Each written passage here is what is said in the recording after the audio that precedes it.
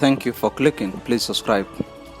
Egypt and Ethiopia are inching slowly but surely towards the conflict negotiation over the construction and operation of the Grand Ethiopian Dam on the Nile, which Egypt fears will cause drought in the country downstream, have collapsed.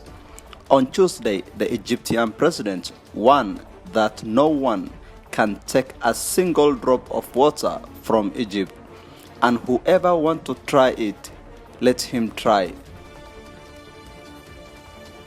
The following days, Egyptian military revealed joint air force training with Sudan, which it is called the Nile Eagles.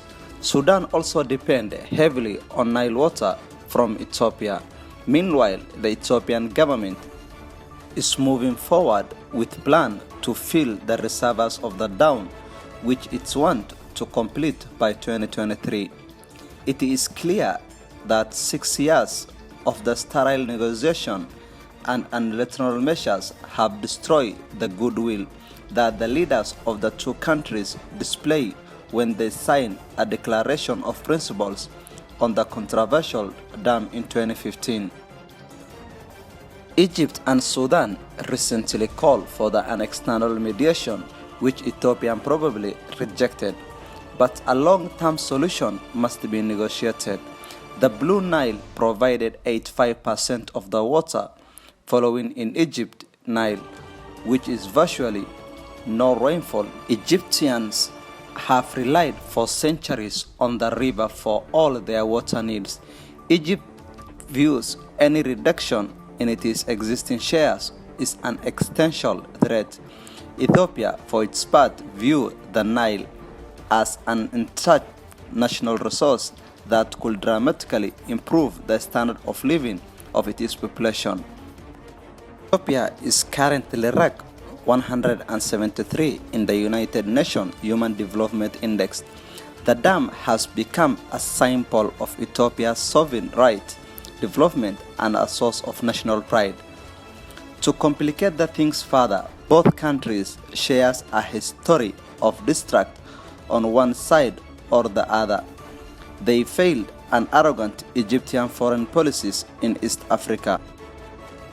There is a little point in apportioning blames in the current diplomatic failure. It doesn't move the parties closer to an agreement. There is equally little point of engaging in legal debates about rights and obligations related to transboundary waterways. Both countries have stretched their interpretation of international laws without getting anywhere. Ultimately, Egypt and Ethiopia rely more on the laws of power than the powers of law. The challenge, therefore, is to take the two countries by the hand toward an agreement that respects their most cherished goal. Both countries have extensive relations with the United States and China. While they too mistrust each other, they still need to reduce their scope of their rivalry to find zone for an agreement. United States and China can turn the Nile crisis into an experiment of collaborative leadership, and they won't start from the scratch. Egypt and Ethiopia already agreed a declaration of principles that gives each of them one thing they need most. Meanwhile, Egypt and Ethiopia, Sudan set for more dam stock after the Al-Sisi issued start warning. Foreign ministers of Egypt, Ethiopia, and Sudan have agreed to meet in the Democratic Republic of Congo this Saturday to discuss the Grand Ethiopian Renaissance Dam after Egypt President Abdel Fattah al-Sisi retreated his country's concern about the project. Ethiopia views the Nile Dam as unnecessary to meet its energy needs, while Egypt sees the project as a threat to its water supply further downstream. A three-day meeting in Kinshasa will be hosted by the Congolese President Felix, who is also the chairman of African Union. Egypt and Sudan has previously urged that Congolese government to help mediate talks on the dam as they seek to settle their years-long dispute over the project. Comes after El-Sisi on Tuesday made a veiled threat towards Ethiopia on the dam, saying his country's share of the Nile is untouchable.